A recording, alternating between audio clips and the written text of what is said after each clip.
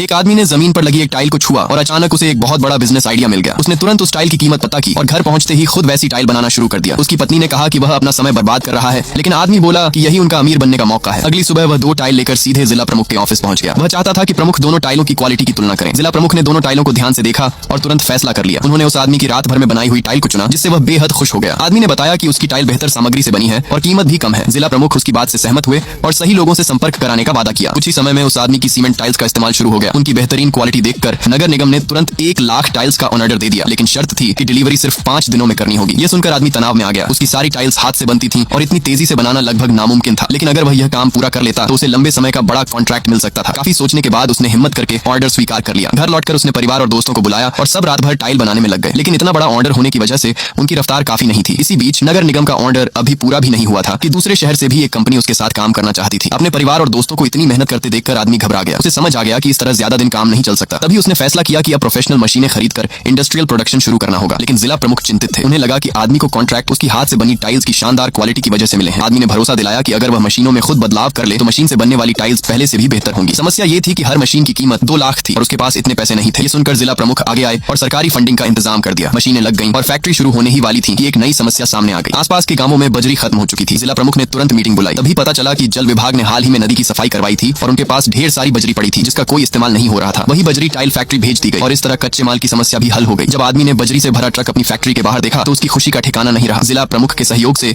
उसका tile business तेजी से आगे बढ़ा। 1 साल बाद उसने अपनी कंपनी स्थापित कर ली और सरकारी अधिकारियों से सम्मान भी प्राप्त किया। लेकिन जिला नेतृत्व के दौरे के बाद जिला प्रमुख ने उससे मुलाकात की। तभी उस आदमी ने जिला प्रमुख को एक रहस्यमयी डिब्बा सौंपा। जैसे ही प्रमुख ने डिब्बा खोला उनके चेहरे का रंग बदल गया। उन्होंने धीरे धीरे उसमें से नोटों की एक मोटी गड्डी निकाली। यह दृश्य देखकर वहां मौजूद सभी अधिकारी अचानक गंभीर हो गए।